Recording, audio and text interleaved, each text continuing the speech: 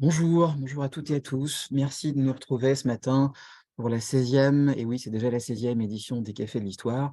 Et ce matin, on est particulièrement heureux d'accueillir deux intervenants qui, vous allez voir, se complètent admirablement pour les thématiques dont il va être question aujourd'hui. Alors d'abord, Monsieur Laurent Rich, qui est maire de Kingersheim et passionné de cette histoire des télécommunications. Et d'autre part, Monsieur Damien Kunst, qui est responsable scientifique du musée Electropolis, que nous connaissons tous évidemment dans le sud d'Alsace. La thématique du jour, c'est la découverte des pionniers mulhousiens des télécommunications, puisque on ne le précise pas assez, Mulhouse a été précurseur en matière d'installation du téléphone à la fin du 19e siècle, et c'est donc principalement de ça qu'il va être question, puis également parfois de la suite de cette histoire jusqu'à nos jours. La première question que j'ai envie de poser tout de suite à monsieur Rich, c'est celle des inventeurs de l'apparition du téléphone. Si j'ai bien compris, c'est l'histoire d'un Écossais, d'un Français et d'un Italien, c'est ça? Oh, c'est même un peu plus large que ça. Il y a même un Allemand qui s'appelle Philipp Reis qui avait mis son nez là-dedans. Enfin, voilà, c'est bonjour à tous et à toutes. Comme toutes les inventions, en fait, il y a toujours des gens qui sont précurseurs, même en amont, avec le concept. Et Charles Boursol, qui était un employé des PTT, enfin de l'administration du télégraphe, hein, c'est comme ça que ça s'appelait à l'époque, en 1853, avait déjà émis l'idée qu'on pouvait transmettre la voix grâce à l'électricité sur un support électrique. Et c'est surtout Graham Bell qui a formalisé les choses aux États-Unis, immigrant irlandais, écossais plutôt, qui a immigré aux États-Unis et qui a mis ça en place, qui a réussi à traduire ça par un appareil, sachant que le conseil américain a reconnu que c'était Antonio Meucci qui travaillait dans son laboratoire, qui en fait aurait pu déposer le brevet, mais le pauvre immigré italien n'avait pas les moyens à l'époque de déposer un brevet, et c'est Graham Bell qui lui a soufflé la politesse. D'accord. Donc, on a un réseau d'innovateurs à l'échelle internationale, comme souvent pour ce genre d'innovation. Euh, euh, Monsieur Kunz, pourquoi est-ce que, de manière aussi précoce, le téléphone arrive à Mulhouse? Si j'ai bien suivi, c'est dès 1878 que la première ligne, alors privée, hein, cette fois, relie deux bâtiments des établissements Schlumberger entre la Dange d'un côté et la mer Rouge de l'autre. Et puis très très rapidement, 2 ans plus tard, eh bien, Mulhouse va être saisi de passion pour cette innovation, notamment grâce à la lance. C'est ça? Tout à fait, l'homme qui déclenche tout ça, ça va être Auguste Lalance, mais il le fait dans un contexte mulhousien qui est tout à fait particulier, dans un terreau qui est tout à fait particulier. D'abord, évidemment, une ville déjà très industrielle, donc des besoins, des envies de faire, un grand intérêt évidemment pour l'innovation. Ce système de veille technologique qui était la société industrielle, évidemment, et qui permettait aussi à tous les industriels, grâce à leurs enfants, leurs cousins, leurs stagiaires et autres, de savoir tout ce qui se passait un petit peu partout dans le monde de l'innovation, dans le monde industriel. C'est vrai que chronologiquement, en fait, on n'a pas donné de date pour le début le brevet du téléphone, c'est 1876.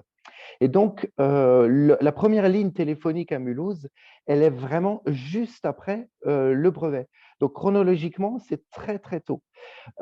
C'est exactement la même chose pour l'électricité. On a le début de l'électricité industrielle, c'est la dynamo de Zénobe Gramme dans les années 1870. Et la première usine électrifiée à Mulhouse, vous avez un frontispice là un très beau catalogue sur la droite, ce sont les ateliers du commun. Les ateliers du commun, c'est une usine qui est électrifiée dès 1875. À l'époque, en Europe, il y a peut-être 20, 30, 40, 50 usines électrifiées, pas plus.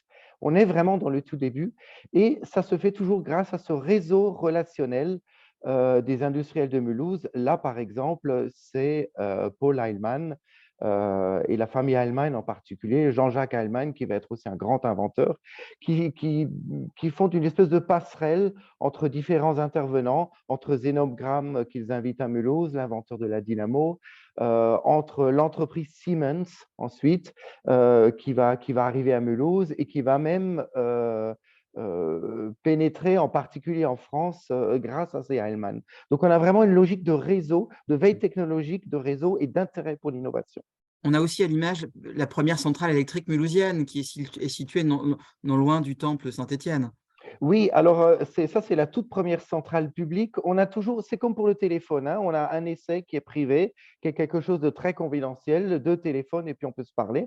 Ensuite, on a la notion de réseau public qui arrive. Donc à Mulhouse, ça arrive en 1887-88 et la toute première centrale électrique qui ne ressemble absolument pas à une C'est centrale surprenant. électrique, mais à l'époque, c'était comme ça, on était en courant continu, donc les centrales se trouvaient vraiment dans les centres-villes. On ne savait pas encore, on commençait seulement à savoir transporter l'électricité sur de longues distances. C'était pareil pour le téléphone d'ailleurs, lorsque Lalance présente le téléphone, il dit Alors, aux industriels que ça ne détrônera jamais le télégraphe parce que ça n'ira pas aussi loin. on y vient justement à Auguste Lalance. On a ici cette photo qui date du début des années 1880. Est-ce que vous pourriez nous le présenter rapidement, s'il vous plaît? Parce que c'est vraiment un homme important pour Alors, notre affaire. c'est un homme important, il est difficile de présenter rapidement. Alors, moi, j'ai une expression que j'aime bien le concernant, après avoir beaucoup travaillé sur lui. C'est un aventurier de l'industrie. C'est-à-dire que c'est quelqu'un qui va partout, qui essaye tout, qui rate parfois. Donc, il a aussi cette logique de la prise de risque. Et bon, il y a eu des moments où il a été au bord de la ruine, ça ne s'est pas très bien passé pour lui. Et où a-t-il été? Un peu partout en Europe, en Angleterre, il a vendu des chemins de fer en Russie, il a vendu du gaz à Vilnius. Mm. Qu'a-t-il vendu? Qu'a-t-il fait? Un peu tout, en fait. Gaz, par la suite, électricité, il va électrifier une partie de Paris, d'ailleurs. Il va avoir l'un des secteurs de l'électrification de Paris. Et puis, c'est quelqu'un qui vend toutes sortes de choses, des machines textiles, des locomotives, des chemins de fer. Une fois qu'il a un petit peu fait sa fortune, il se fixe et il arrive à Mulhouse en 1868, 9, 10, par là. Il s'installe, il se pose et il devient l'un des dirigeants d'une grande manufacture mulhousienne. Et c'est à ce moment-là qu'il commence à s'investir sérieusement dans les affaires mulhousiennes, d'abord dans la société industrielle, bien sûr, dans tout ce qui est innovation, donc cet apport du téléphone. Et sur la fin de sa vie, alors il va s'exiler pour des raisons politiques, il va s'exiler à Paris, mais il revient à Mulhouse et cette fois, il va se lancer dans la philanthropie, dans l'action sociale, avec différentes fondations qu'il crée. Il s'intéresse au logement social, il s'intéresse à la participation ouvrière aux bénéfices et il s'intéresse également à la lutte contre la tuberculose. Il crée notamment le sanatorium La Lance de Lutterbach. Absolument. Et donc, c'est lui qui, en 1880, est l'auteur d'un rapport qui est présenté à la CIM sur les organisations téléphoniques en Amérique et il défend l'idée d'un service public des téléphones. C'est bien Alors, ça? exactement. Alors, il y a deux présentations. Il y a la partie expérimentale du téléphone. Donc là, on est en 1877. À ce moment-là, le téléphone n'a même pas encore été vraiment popularisé en France, hein. Et Lalance se fait envoyer un appareil des États-Unis et il le présente à la société industrielle pour expliquer le fonctionnement. On est dans une approche plutôt technique. C'est voilà une nouvelle technologie, voilà comment ça fonctionne. Et puis, en 1880-81, effectivement, il défend l'idée d'un premier réseau public. Alors, il présente le téléphone, il y a même une démonstration. Mhm. Alors, c'est ce qu'on va appeler, à Paris, on va appeler ça le théâtrophone, c'est-à-dire on retransmettait par le téléphone des représentations musicales ou théâtrales, ce qui nous semble aujourd'hui un petit peu étrange. Mais là, on est 20 ans avant l'arrivée de la radio, avant l'invention de la radio. Donc, c'est tout à fait cohérent. On sait encore à peine enregistrer le son. Et donc, c'est vraiment ça qui fait connaître le téléphone en France et même en Europe. Et la Lance fait la même chose en plus petit à Mulhouse. Il fait écouter, il place un téléphone dans l'appartement du président de la société industrielle et à la fin de la conférence, il fait écouter des musiciens et puis les gens peuvent demander aux musiciens de jouer tel ou tel morceau. Et puis, finalement, il prend les souscriptions en disant: «Est-ce que vous voulez de ça à Mulhouse? Oui. Bien, nous avons très peu de temps pour, pour, pour, réunir un certain nombre d'abonnés qui sont prêts à souscrire, qui sont prêts à investir là-dedans, qui est intéressé et très, très vite, il réunit les premiers abonnés. Et donc, le Ouais. premier bureau des téléphones, eh bien, il est dans l'ancienne poste de Mulhouse. Donc, c'est le Et qu'on a bâtiment qu'on l'image voit. ici, oui, c'est Tout magnifique. à fait. On ne s'imagine pas que c'est un bureau de poste d'ailleurs. Pas du tout. C'est une ancienne maison d'industriel, hein, qui a été rachetée ensuite par l'administration des postes. On ne s'imagine pas non plus où ça se trouve, puisque ce serait aujourd'hui à peu près là où il y a le centre commercial de la Porte Jeune. Donc, c'est un secteur de la ville qui a été totalement bouleversé. Il ne reste plus rien de ce bâtiment aujourd'hui. Et c'est également lui qui, dans une lettre à Berlin, puisque évidemment l'Alsace est annexée, fait part de cette innovation mulhousienne et demande un petit peu quelle doit être la position, quelle sera l'attitude de Berlin. Et un haut fonctionnaire prussien vient donc faire le déplacement à Mulhouse en disant: on va faire de ce qui se passe à Mulhouse une espèce de banc d'essai, on va voir ensuite ce que ça va donner pour le reste de l'Empire, y compris en termes de réseau, doit-il être public ou pas, monopole ou pas, etc. etc. On a également assez rapidement du coup un premier réseau téléphonique qui se crée. Je ne sais pas si de M. Rich ou de M. Kunz qui souhaite aborder l'apparition rapide de ce premier réseau. On est en 1883 et vous voyez, on a déjà relié Mulhouse à Guebwiller et à Thann et très très loin dans les vallées d'ailleurs. Oui, ce qui est intéressant, c'est de noter que, alors on n'imagine pas aujourd'hui tout ça parce que ça nous semble très loin, même si ce n'est pas très très ancien, mais le point que vous venez d'évoquer précédemment était important parce qu'en France, par exemple, on s'est très rapidement posé la question de savoir s'il fallait nationaliser ou pas, s'il fallait avoir un service public du téléphone, et que jusqu'au début des années 1900, en fait, c'était des compagnies privées qui organisaient, je vais dire tant bien que mal, et pas forcément avec beaucoup de réussite, l'organisation du réseau téléphonique. Et puis en plus, en France, on avait un système qui était issu de l'époque bonapartiste, qui était qu'on avait l'habitude d'utiliser le télégraphe. On pensait que le télégraphe était quelque chose de beaucoup plus sûr. Et le télégraphe, lorsqu'il est devenu électrique, avait pris beaucoup de part dans l'organisation, alors que côté allemand et côté rhénan, on n'était pas du tout dans cette logique-là. C'est-à-dire qu'il y avait un nouveau dispositif, vous l'avez dit tout à l'heure, on faisait preuve d'innovation, on se disait, il y a un nouveau système de communication, il faut le tester, il faut l'essayer.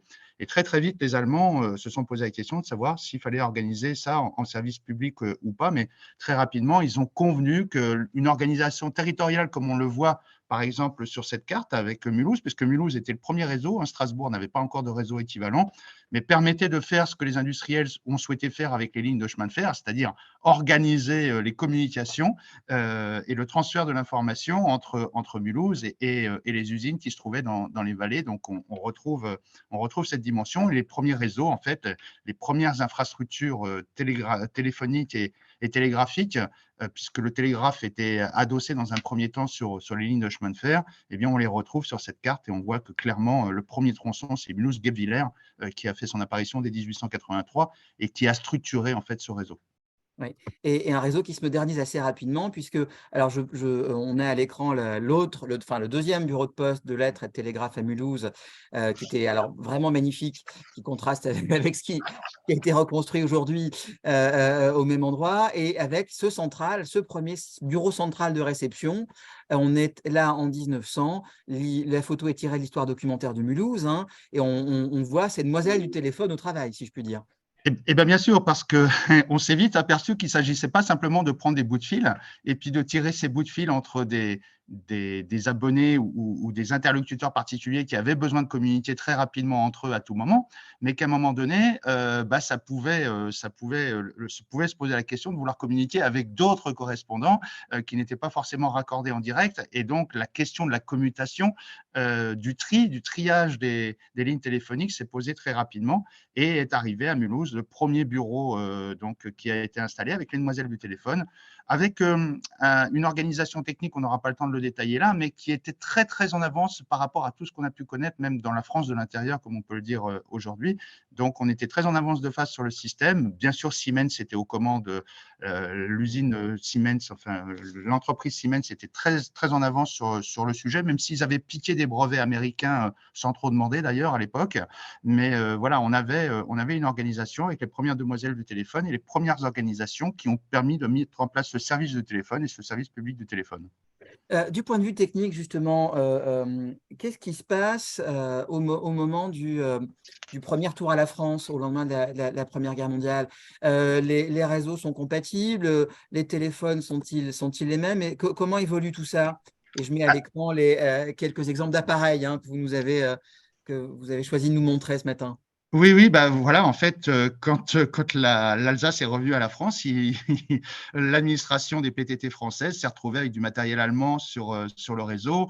Et forcément, elle n'avait pas forcément les moyens de tout transformer. Elle a dû s'appuyer sur ce qui existait. Alors, le principe du téléphone, il est le même dans le monde depuis très longtemps, hein. Deux fils à commuter avec de l'électricité en courant continu qui permet de moduler la voix en un courant électrique. Donc, ce n'était pas trop le problème. Mais bien sûr, au moment où la France, elle, se posait la question, après la nationalisation du téléphone, d'une normalisation du téléphone avec un poste que vous pourriez découvrir et vous pourrez découvrir dans une exposition dont on parlera tout à l'heure, qui était le Marty, qui a été édité en 1910.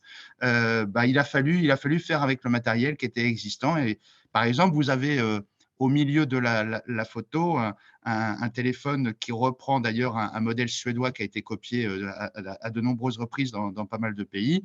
Et moi, j'ai l'opportunité dans ma collection personnelle d'en avoir un de ce type, où dessus, il y a deux marquages. Il y a le marquage allemand d'avant 1918, de l'administration de la poste impériale allemande. Et puis, on retrouve en 1921 le marquage de l'administration des PTT qui est à côté, puisque les postes étaient marqués avec un macaron ou un marquage.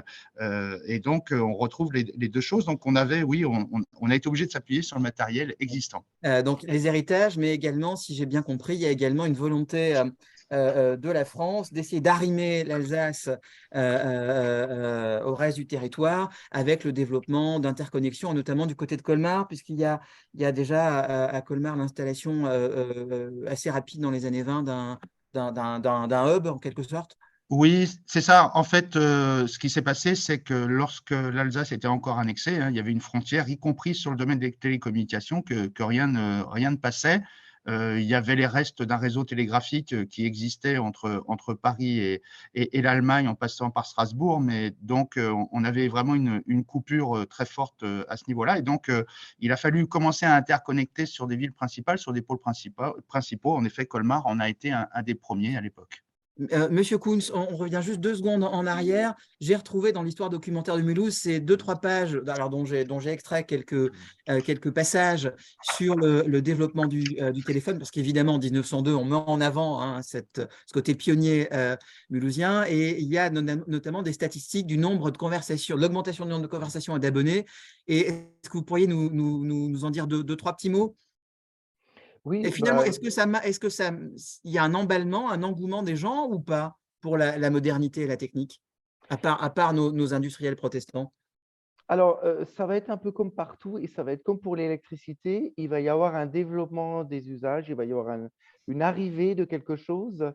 Mais je dirais que l'implantation, vraiment et la démocratisation dans l'ensemble de la société va prendre beaucoup plus de temps. Il ne faut pas s'imaginer, par exemple, qu'en 1900, tout le monde a le téléphone à Mulhouse. Ce n'est pas du tout le cas et il va falloir encore attendre, quasiment 2 générations pour que cette invention se démocratise, vraiment. Ça va être pareil dans le domaine de l'électricité. Il ne faut pas imaginer la fée électricité qui, d'un coup de baguette magique, illumine tout. Heu, la L'arrivée de l'électricité, en fait, au début, c'est principalement l'éclairage et pour passer de l'éclairage à, par exemple, à l'électroménager, à d'autres usages, j'entends dans la sphère domestique, il va falloir attendre encore très, très longtemps et Mmh. c'est d'ailleurs une histoire qui est pas si bien connue. Alors ce qui est intéressant aussi à l'époque et ça on le retrouve dans l'électricité comme dans le téléphone, c'est effectivement comment on structure le réseau, le système allemand, la technologie avec ces téléphones effectivement qu'on a aussi dans les collections du musée où on a par exemple, on a le téléphone allemand avec l'aigle impérial qui était repeint, donc on en voit la forme, mais on voit qu'après la Première Guerre mondiale, ça a été recouvert pour être réutilisé. Et puis la question de la distance, plus le câble est long, plus l'abonnement coûte cher au départ. Mmh. Et la question de la facturation aussi. Comment est-ce que justement, comment est-ce qu'on paye ça? Est-ce que c'est un forfait? Oui, Comment on le comptabilise? oui. La difficulté aussi de pouvoir comptabiliser la durée des conversations ou Et la on voit consommation d'ailleurs, juste au d'électricité. moment où vous parlez, on voit sur la slide que le prix de l'abonnement au départ, et Mmh, enfin en 1900, au début du XXe siècle, est de 150 marks avec un certain nombre de gratuités si les conversations sont locales. mmh. Monsieur Rich, si on avance un petit peu dans le temps et qu'on arrive à une époque un peu plus récente, est-ce qu'on peut dire que l'Alsace, finalement, a joué toujours un rôle de territoire expérimental pour cette grande aventure des télécommunications de l'entre-deux-guerres à nos jours, finalement? Oui, alors on fait là un bond spectaculaire dans le temps pour arriver à quelques petites choses qui vous parlent de façon plus contemporaine. Mais oui, déjà parce que l'Alsace est positionnée comme un carrefour européen. Et donc, ça a permis, par exemple, dans les années 90, d'avoir des réflexions entre les deux opérateurs historiques qui étaient France Télécom et Deutsche Telekom, par exemple, pour réfléchir sur des façons d'approcher des nouveaux marchés de télécommunications. Mais avant ça, bien sûr, Mulhouse était déjà en situation et l'Alsace était déjà en situation un peu de pôle central sur lequel on pouvait approcher un certain nombre d'expérimentations. Alors, là, on a mis le Minitel, c'est surtout parce que Alcatel, qui était implanté à Wörth et à Elkirch, a produit globalement 80% des Minitel qui ont été diffusés en France, hein, ont été diffusés dans cette usine et dans cette entreprise. Mais bien sûr, il y a à Mulhouse, plus spécifiquement, l'épopée télécommun qui est matérialisée par cette antenne satellite. Au début du satellite, il fallait que le satellite qui ne disposait pas de nombreuses voies de communication puisse être optimisé dans les transmissions. Et donc, il fallait une station de référence qui permette aux satellites télécommuns de pouvoir dialoguer tour à tour avec l'ensemble des stations terriennes en France et en Outre-mer. Et le choix a été fait de l'implanter à Mulhouse pour des raisons géographiques par rapport à l'orientation du satellite, mais pas que, parce qu'on était aussi là dans un carrefour européen qui permettait de pouvoir positionner correctement cette station qui a été construite dans les années, tout début des années 80. Je passerai aussi très rapidement sur Strasbourg et la période expérimentale du bebop avant le radiotéléphone, hein, qui était ce petit téléphone qu'on pouvait utiliser dans la rue en déplacement. Il fallait se localiser sous des bornes. La SACM a produit, on parlait tout à l'heure de l'organisation du téléphone au début du XXe siècle, de nombreux câbles pour les réseaux et entre autres pour le réseau mulhousien, des câbles de transmission interurbains. La société Clemcy a eu une aventure dans les télécommunications avec d'ailleurs sa filiale Clemcy Telecom, hein, qui existe toujours sous la bannière d'une autre entreprise aujourd'hui. On a la Scarab qui a fabriqué des voitures et des équipements en composite, qui a produit de nombreuses coquilles de cabines téléphoniques qu'on retrouvait dans les intérieurs des cafés, tabac, PMU, etc. Enfin, je pourrais vous en citer comme ça beaucoup. Et donc, on a une histoire télécom que l'on peut retrouver très souvent auprès de différents industriels et dans certains cas, donc, à titre expérimental. Et d'ailleurs, j'invite, et ça sera la dernière question que je vais vous poser, Monsieur Rich, j'invite tous ceux qui nous regardent, puisque nous sommes en direct sur Facebook, à aller voir, hein, cette exposition qui vous doit beaucoup sur l'histoire des télécommunications. Alors, comment pourriez-vous la présenter, cette expo, et pourquoi cette expo sur l'histoire des télécommunications, qui, je le rappelle, est donc visible jusqu'au 22 octobre à Kingersheim? Alors, tout simplement parce que je connais bien, pour être membre, une association nationale qui s'appelle l'association Cocherie. Cocherie, c'était le premier ministre des PTT en France. Et l'association Cocherie rassemble des gens qui sont passionnés comme moi de l'histoire des télécoms, qui ont envie de raconter une histoire, qui sont passionnés de la mémoire et de la transmission, qui sont aussi des collectionneurs pour un certain nombre d'entre eux. Et cette association qui rassemble des collectionneurs, pas que français d'ailleurs, il y a des Belges, il y a des Allemands, il y a des Hollandais, des Irlandais, organise tous les 2 ans, quelque part en France, une grande exposition qui permet non seulement d'exposer du matériel, mais surtout de montrer comment fonctionnaient les réseaux et comment ils fonctionnent encore aujourd'hui. Et donc, ils organisent des ateliers qui permettent à des étudiants, à des scolaires, au tout public de pouvoir découvrir le pupitre, la demoiselle du téléphone, mais en fonctionnement. On peut resimuler la situation du 22 à Asnières de Fernand Reynaud. On peut voir des anciens centraux électromécaniques fonctionner, des maquettes sur le Telex, qui est un outil qui a été très utile dans l'économie de notre pays et qui est oublié aujourd'hui, mais qui fonctionnait très bien. Et puis, on a pu positionner. Donc, j'ai proposé d'accueillir cette exposition cette année à Kingersheim.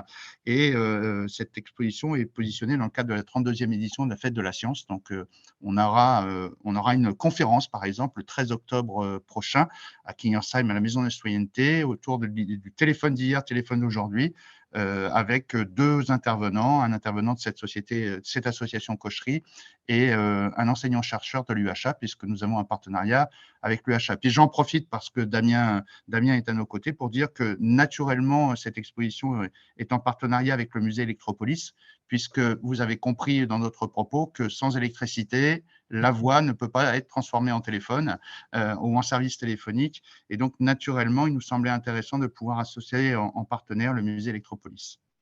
Merci beaucoup. Peut-être le dernier mot justement à M. Kunst du musée Electropolis. Je vais enchaîner tout simplement sur l'association Cocherie. On est tout à fait ravis d'être partenaire de cette exposition. Et pour dire qu'effectivement, cette histoire est tout à fait commune, puisque Adolphe Cocherie, à l'époque, a été en quelque sorte l'organisateur ou a été euh, la première exposition d'électricité qui a vraiment mis l'électricité sur la place publique à Paris en 1881. Eh bien, elle a été organisée par Adolphe Cocherie sous son égide parce que le seul domaine et le seul ministère dans lequel, à l'époque, on utilisait l'électricité, là où on utilisait le plus l'électricité, c'était en fait les télégraphes, les télécommunications. Voilà. Et donc, c'était l'égide sous lequel il fallait se rassembler. Voilà, donc je suis très heureux d'avoir pu participer à ça et puis ressortir aussi cette petite histoire un peu mulhousienne et cette capacité à Mulhouse qu'ont eu les gens d'innover, mais pas seulement de copier et de coller, mais aussi de savoir s'adapter à la réalité locale. Complètement. Et moi, enfin, pour ma part, je trouve qu'il est vraiment important de rappeler ce rôle pionnier de Mulhouse, puisqu'on a eu à Mulhouse le téléphone avant Paris, avant Berlin, et il faut quand même signaler cela. Je vous remercie beaucoup tous les deux pour votre participation. Je vais évidemment me tourner du côté des participants pour voir s'il y a des questions que peut-être ils souhaiteraient vous poser afin d'entamer une discussion. Je regarde vers le chat, n'hésitez pas à poser vos questions. Et dans l'attente d'une première question, si on je vais peut-être embrayer, si on se tourne vers le futur cette fois, comment se dessine, je crois qu'on a sorti l'iPhone 15, c'est ça, un 15, hier ou avant-hier. Alors c'est quelque chose d'annuel dont on a pris le rythme. Maintenant, on change de téléphone tous les ans. C'est quoi le futur en matière d'innovation auquel il faut s'attendre dans le domaine des télécommunications? À partir des années 80, le téléphone a connu ce qu'on appelle la numérisation, avec la généralisation de l'électronique. On a commencé à faire en sorte que la voix puisse être de la donnée avec des 0 et des 1, qu'on puisse transporter comme n'importe quel réseau de transmission de data, ça déjà dès les années 80. Et aujourd'hui, il est clair que le téléphone n'est ni plus ni moins de ce qu'on appelle la voix sur IP et bien plus même encore. C'est-à-dire qu'aujourd'hui, notre voix n'est plus que de la data parmi plein d'autres data et que ce qui fait la particularité des télécommunications aujourd'hui, c'est qu'elles sont multi-usages, tel que d'ailleurs on l'imaginait déjà dans les années 80 avec les fonctions très intégrées de la voix, de l'image, de la donnée.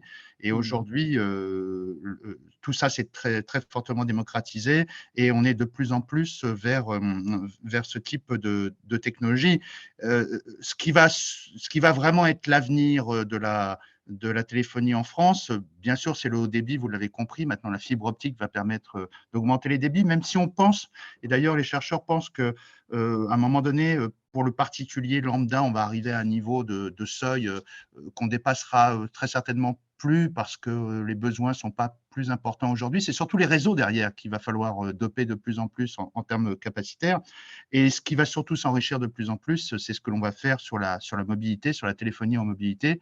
On le voit déjà, hein, la 5G, par exemple, c'est rien de plus que l'amélioration du temps de latence, c'est-à-dire de faire en sorte que n'importe quel objet connecté puisse avoir une réponse avec le réseau en quelques millionièmes de secondes. Et c'est surtout ces aspects-là qui vont être de plus en plus développés. Demain, notre monde sera encore plus connecté qu'il ne l'est aujourd'hui, même si aujourd'hui, beaucoup d'objets, indépendamment du téléphone, sont connectés au réseau téléphonique. Une hyperconnexion pour je dirais pour le meilleur et parfois le pire. Monsieur Kunz, le mot de la fin, le mot de la fin là-dessus? On assiste tout simplement au remariage de l'électricité et du téléphone qui étaient ensemble au départ, qui sont nés un peu de la même idée de transmettre une énergie à travers des câbles et ensuite à travers l'air. Ils ont suivi leur chemin un petit peu parallèlement. Et aujourd'hui, Laurent parlait des data et de cette espèce de fusion au sein du monde de la data. Aujourd'hui, vous avez votre consommation électrique sur votre téléphone quasiment instantanément. Voilà, et vous pouvez commencer à maîtriser certains aspects de votre équipement électrique avec votre téléphone. Donc, on a l'impression que ça s'est à nouveau rejoint. Voilà. Très bien. Mais écoutez, je vous remercie beaucoup tous les deux. Je remercie tous ceux qui nous ont regardés en direct. Et puis, évidemment, vous pourrez retrouver le podcast, enfin le webinaire, pardon, sur la page de la CIM. Merci à tous.